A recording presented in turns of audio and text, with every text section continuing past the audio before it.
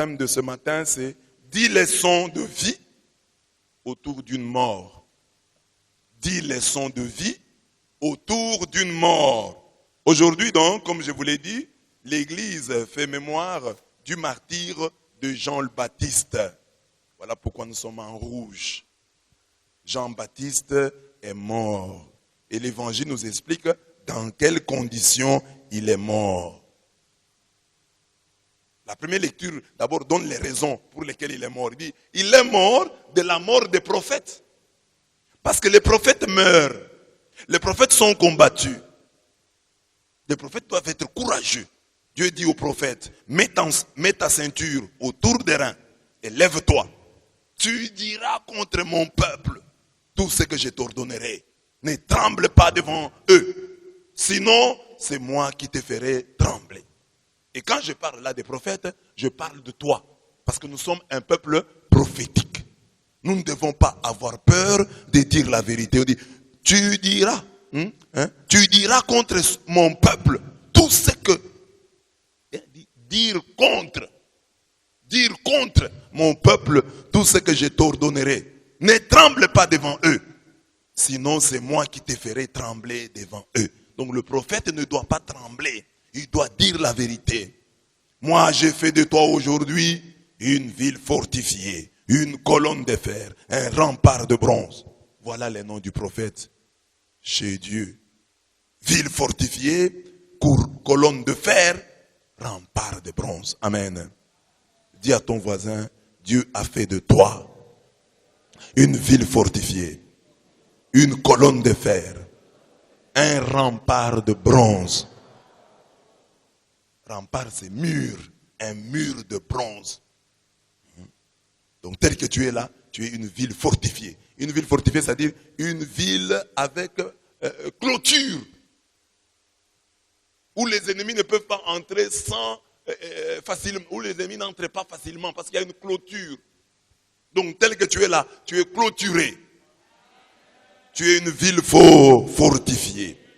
Tu es aussi une colonne de fer. Pas une colonne de bois, une colonne de fer. Donc celui qui va venir pour t'abattre doit être fort. Colonne de fer. On dit tu es un rempart, un mur de bronze.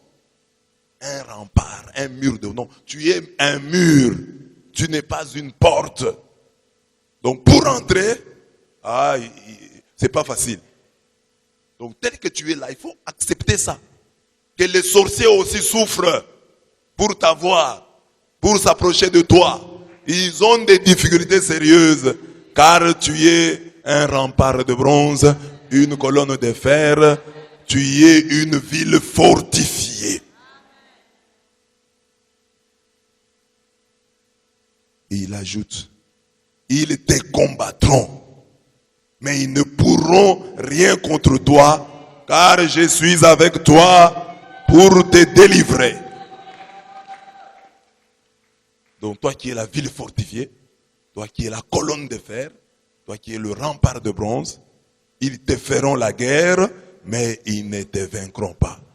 Donc si tu vois la guerre, tu dis non, une partie du verset est en train de s'accomplir. Ils me feront la guerre. Il a dit ça, il m'a dit ça. Ils me feront la guerre. Mais l'autre partie est que ils ne me vaincront pas. Et tu rêves. Tu les vois en songe en train de te poursuivre. Tu dis c'est la partie du verset qui a dit ils me feront la guerre. Mais il y a la promesse. Ils ne me vaincront pas. 10 leçons de vie autour d'une mort. Tel est le thème choisi aujourd'hui où nous faisons mémoire du martyr de Saint Jean-Baptiste. La lecture de l'évangile proposée à notre méditation en ce jour nous relate ce qui s'est passé lors de ce martyr. De cet évangile et de la première lecture de ce jour, j'ai tiré les 10 règles que voici. Première règle, en tout homme, tu verras une colonne de fer. Je vais commencer par là. En tout homme, tu verras une colonne de fer. La première lecture nous dit, moi, j'ai fait de toi aujourd'hui une ville fortifiée, une colonne de fer, un rempart de bronze. Pour faire face à tout le pays, au roi de Juda et à ses princes, à ses prêtres et à tout le peuple du pays. Ils te combattront, mais ils ne pourront rien contre toi, car je suis avec toi pour te délivrer, oracle du Seigneur. Dans la première partie, en expliquant, je vous ai montré que c'est vous qui êtes la ville fortifiée, c'est vous qui êtes le rempart de bronze, c'est vous qui êtes la colonne de fer. Maintenant ici, je dis, vois dans tout homme une colonne de fer. Que celui qui est à côté de toi là, que celui que tu combats au marché, que celui que tu combats à l'université, que celui que tu combats, je ne sais pas où. Dieu a prononcé sur lui ces paroles. Il a dit à celui-là, ton ennemi, ton souffre-douleur, celui que tu n'aimes pas, celui dont tu es le bourreau, Dieu lui a dit, tu es une ville fortifiée, tu es une colonne de fer, tu es un rempart de bronze. Ils te combattront, mais ils ne te vaincront jamais. Ces paroles, Dieu les a dites à Jérémie. Celui qui est à tes côtés, c'est un autre Jérémie. C'est lui que tu combats dans ta vie. Tu as quelqu'un que tu n'aimes pas. Qui sait si Dieu a prononcé sur lui de telles paroles? Tu passes ton temps pour rien. Tu ne le vaincras pas. Tu le combattras, mais tu ne le vaincras pas. Que se serait-il passé si Hérodiade, sa fille Hérode et le garde avaient vu en Jean-Baptiste une colonne de fer, une ville fortifiée, un rempart de bronze? Jean-Baptiste n'allait pas mourir. Mais dans la vie, nous avons du mal. Lorsque nous lisons ce texte de Jérémie 1, 17 à 19, nous l'appliquons. Ils me feront la guerre, mais ils ne me vaincront pas. Le texte est à appliquer aussi sur tes frères, sur tes sœurs, que tu combats. Dieu te dit ce matin, ce que tu combats là, tu ne réussiras pas. Tu combats cette fille, tu ne réussiras pas. Tu combats ce garçon, tu ne réussiras pas. C'est une ville fortifiée. C'est un rempart de bronze. C'est une colonne de fer. Tu ne réussiras pas. Et puis quand tu combats quelqu'un, tu vois que plus tu le combats, plus il prospère. Recule. Abandonne. Abandonne. Et dans la vie, comment un chrétien pourrait-il avoir quelqu'un qu'il combat? Quelqu'un qu'il ne supporte pas. Quelqu'un dont il ne supporte pas le succès. Quelqu'un dont il ne supporte pas la vue. Dès que je le vois, j'ai mal au cœur. Comment tu fais ça? Comment tu réussis à faire ça, toi qui es chrétien? N'ayez pas d'ennemis. N'ayez pas des gens que tu combats. Tu vas tomber malade pour rien. Tu ne réussiras pas. Cette fille-là a des promesses. Ce garçon-là a des promesses. Tu ne réussiras pas. Tu lui feras la guerre, mais tu ne le vaincras pas. C'est au contraire lui qui te vaincra. Quelle honte combattre quelqu'un et voir à la fin que la personne a eu ce que toi tu voulais qu'il ne puisse pas avoir. Cette fille va se marier. Tu commences à parler. Oh non, elle est comme ça. Cette fille a fait comme ça. Elle a avorté autant de fois. Elle a fait ceci, elle a fait cela. Et tu penses que tu vas faire capoter sa vie à cause de tes calomnies et de tes médisances. Dieu te dit, tu lui feras la guerre, comme tu es en train de faire là, mais tu ne la vaincras pas. Ah, c'est facile, hein? Ils me feront la guerre, ils me combattront, ils ne me vaincront pas. Non, toi tu combats des gens. Tu as des ennemis dans la vie. Il y a des gens, tu t'occupes de leur vie. Quand tu te réveilles là, tu entres sur Facebook, tu vas sur les murs de télé regarder. Il a mis quoi? Pas dans le sens du bien, dans un mauvais sens, pour voir ce qu'il a publié, comment sa vie fonctionne, qu'est-ce qu'il a eu, quelle photo il a mise. Je veux voir. Tu ne sais pas celui que tu combats. Il a des promesses de Dieu. Dieu lui a dit, ils te feront la guerre, ils ne te vaincront pas. Tu passes ton temps pour rien. Le temps, l'énergie que tu veux consacrer à autre chose, tu la consacres à combattre cet homme qui a des promesses de Dieu. Tu ne le vaincras pas. Tu ne l'emporteras pas. C'est lui qui te vaincra. C'est lui qui sortira vainqueur. L'important pour nous est l'accomplissement de cette parole. L'important pour nous est que nous nous gardions d'être en guerre contre Dieu. Acte 5, 39. J'ai dit aussi, en interprétant cette parole, je l'interprète souvent par rapport à l'église catholique. J'ai dit, à nos frères d'autres églises que l'église catholique s'approprie cette promesse. J'ai fait de toi, église catholique, une ville fortifiée. Église catholique, j'ai fait de toi une colonne de fer. Église catholique, j'ai fait de toi un rempart de bronze. Ils te combattront, ils ne te vaincront pas. Les protestants te combattront, ils ne te vaincront pas. Les pentecôtistes te combattront, ils ne te vaincront pas. Les branhamistes te combattront, ils ne te vaincront pas. Et regardez, bien-aimés, 2000 ans d'histoire. Y a-t-il au monde une église autant calomniée que la nôtre? Calomniée, tant de médisances, tant de mensonges. Oh, l'eau bénite des prêtres, c'est l'eau des bains mortuaires. Nous sommes venus prendre quand ton père est mort. Tu nous as donné l'eau du bain mortuaire. Toute l'eau bénite qu'il y a dans le monde. Les gens viennent à l'église avec des bidons, avec leur eau. Nous sommes allés prendre ça à la morgue. Hein? Nous sommes allés prendre ça à la morgue. Terrible. Mais les gens ont raconté ça. Oh, la cendre que les prêtres utilisent le mercredi des cendres vient des ossements. Les ossements des morts. Vous avez déjà entendu ça? Un gros mensonge. Et la Bible dit, aucun mensonge ne provient de la vérité. Ils disent qu'ils ont la vérité. Mais ce mensonge vient d'où? Parce que c'est un mensonge. Chers catholiques, c'est un mensonge, c'est pas un mensonge.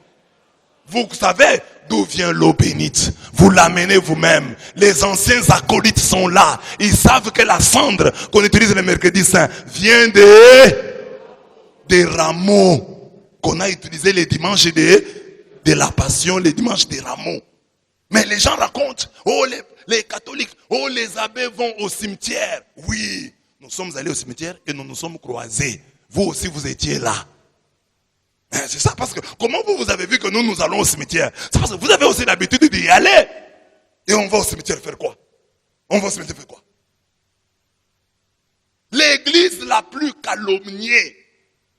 Dernièrement ici vous avez appris, avec le coronavirus, les gens ont raconté que le pape a fui Rome.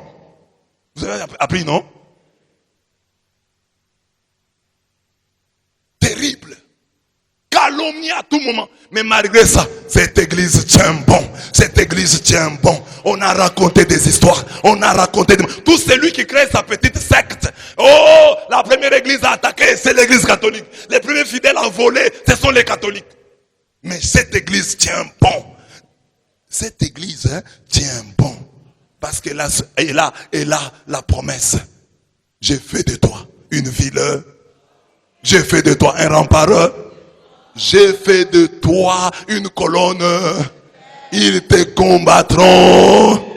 Ils te combattront. Ils te combattront.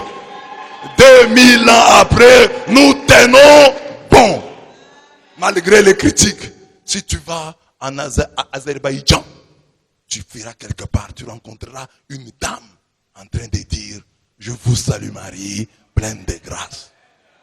Et là, c'est l'accomplissement de la parole. Une parole a dit, Luc 1, 48, toutes les générations te diront bienheureux. Dans toutes les générations, il y aura, malgré le combat, il y aura toujours quelqu'un qui dira, Marie est bienheureuse. Il y a toujours quelqu'un qui répétera la salutation de l'ange. Je vous salue Marie, pleine de grâce, le Seigneur. Donc Marie aussi. Et dans Jérémie 1, j'ai fait de toi, Marie, une ville fortifiée. J'ai fait de toi, Marie, une colonne de fer. J'ai fait de toi, Marie, un rempart de bronze. Ils te feront la guerre. Marie n'est-elle pas combattue?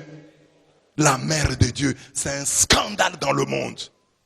Que les gens qui apprécient les pasteurs, qui parlent, qui vantent leurs pasteurs, injurient la mère de Dieu. C'est un scandale. Mais il nous aurait scandalisé davantage si nous n'avions pas, si nous ne connaissions pas la Bible. Heureusement, nous connaissons la Bible. Dieu a dit en Genèse 3, 15 que j'ai mis une hostilité entre les serpents et la femme, entre la postérité du serpent et de la femme. Nous comprenons cette haine. Nous disons que cette haine envers la mère de Dieu est prophétique a été annoncé en Genèse 3:15. Parce qu'il n'est pas normal que les gens puissent haïr la mère de Dieu, qui n'a rien fait. Hein? Vous savez, dans la Bible, il y a des gens qui ont commis des forfaits. Mais ces gens-là sont célèbres dans les églises de réveil. David a pris la femme d'autrui. Mais si vous dites à un sectaire que le Dieu de David te bénisse, le sectaire ne va pas dire amen. Samson, un homme volage qui était toujours dans les femmes. Mais Samson a une bonne réputation dans les églises de réveil. Si vous dites à quelqu'un que le Dieu de Samson te bénisse, le frère pentecôtiste là, le frère banamiste là, le frère de l'église de réveil, ne va-t-il pas dire amen? Il dira amen. Mais dis-lui que le Dieu de Marie te bénisse. Il va dire, Marie là, c'est une sirène. Quelle sirène? Marie dont je te parle. Que le Dieu de Marie, la mère de Jésus, te bénisse. Te bénisse. Que le Dieu de Marie vous bénisse. Que le Dieu de Marie vous bénisse. Mais c'est un scandale. Qu'est-ce que la mère de Dieu vous a fait? Elle n'a fait que le bien. Elle vous a donné son fils. Mais vous ne voulez pas parler d'elle. Quand nous on parle d'elle, ça vous énerve. Vous avez quoi avec la mère de Dieu? Pourquoi vous combattez la mère de Dieu? Mais malgré les combats, ont-ils réussi? Ont-ils réussi?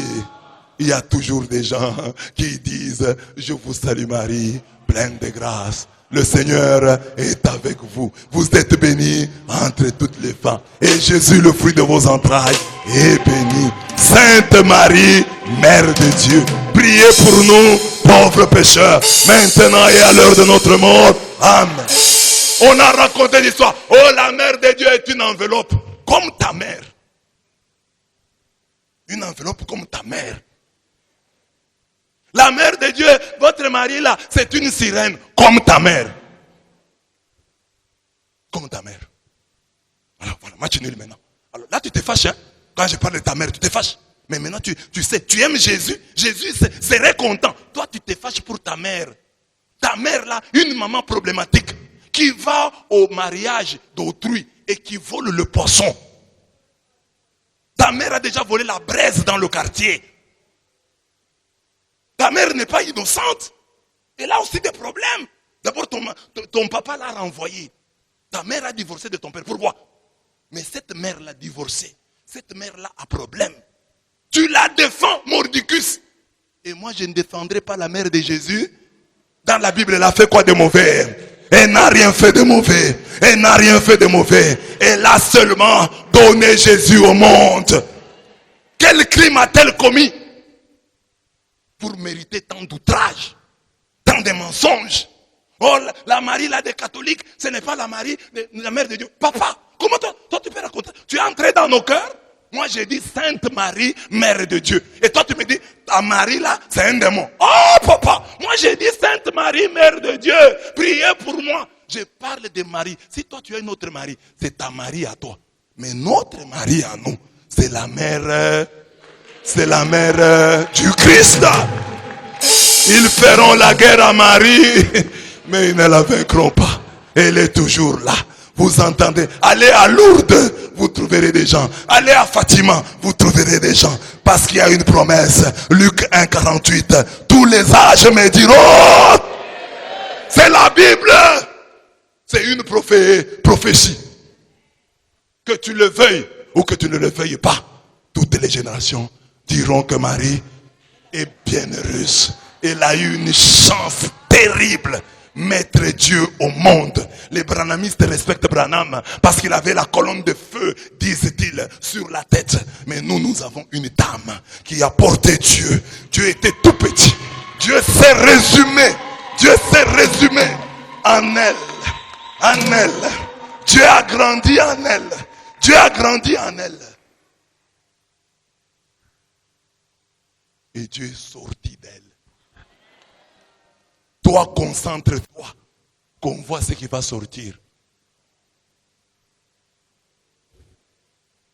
Amen. Toi, quand tu te concentres, qu'est-ce qui sort? Toi-même, tu sais. Mais quand Marie s'est concentrée, et le Dieu Tout-Puissant, Emmanuel, est sorti d'elle. Alléluia. Emmanuel est sorti d'elle quand elle s'est concentrée. Concentre-toi, on va voir.